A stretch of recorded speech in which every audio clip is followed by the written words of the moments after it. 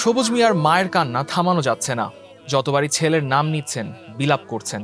সুদানে জাতিসংঘ শান্তিরক্ষা মিশনে ড্রোন হামলায় নিহত 6 বাংলাদেশিদের একজন এই সবুজ মিয়া। তার এমন মৃত্যুর খবরে শোকে কাতর তার আত্মীয় থেকে শুরু করে ছোট ভগবানপুরের গ্রামবাসী। সবুজ মিয়া বিয়ে করেছেন 2023 সালে।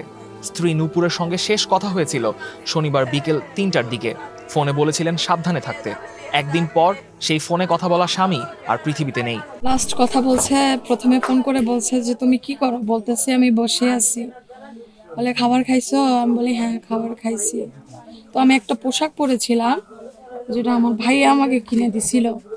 তা বলতেছে এই পোশাক পরে না তোমায় অনেক সুন্দর লাগতেছে, পোশাকটা তোমায় কে কিনে দিছে? বলতেছি ভাইয়া কিনে দিছে।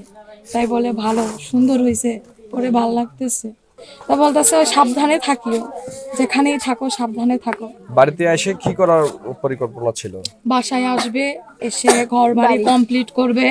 আমি পড়াশোনা করতেছি, তো চাকরি বাকরির প্ল্যান আছে, তারও আছে আমারও আছে।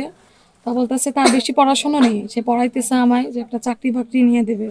তো বলতেছে আমি আসবো, বাচ্চা কাচ্চা নেবো, একটা চাকরি বাকরির মানে প্ল্যান করব, তোমাকে পড়াশোনা করাবো। 2002 সালে বাবা হারানো সবুজ সেনাবাহিনীতে লন্ড্রি কর্মচারী হিসেবে যোগ দেন 2010 সালে। 2025 সালের নভেম্বরের 7 তারিখে সুদানে শান্তি রক্ষায় যোগ দেন সবুজ। এখন সবুজ ছাড়া উপার্জনক্ষম কেউ নাই, তাই ভাইয়ের আর্জি সরকার থেকে সাহায্যের। ওর লাশটা দেশে আসে, আমরা যেন সবাই দেখতে পারি, দাফন কাফন যেন সুন্দর করতে পারে।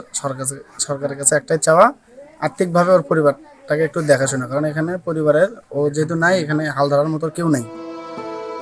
সুদানের নিহতদের মধ্যে আরেকজন কর্পোরাল মোহাম্মদ মাসুদ রানা। নাটোরের বোয়ালিয়া পাড়ায় তার বাড়িতেও শোকের মাতম।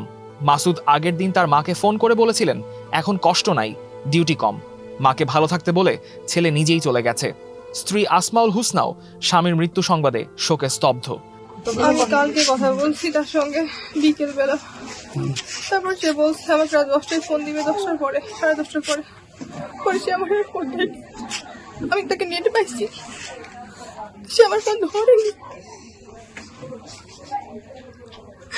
ও আমাদের আধা ঘন্টা সময় নিয়েছে রেস্ট করার জন্য, তারপরে আমাকে ফোন ব্যাক করবে ডিউটি যাওয়ার আগে।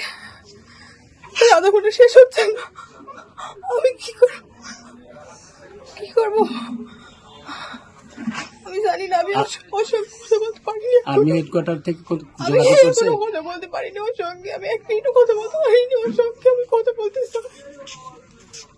বলতে চাই ওর সঙ্গে, 1 মিনিট কথা বলতে চাই, শুধু 1 মিনিট।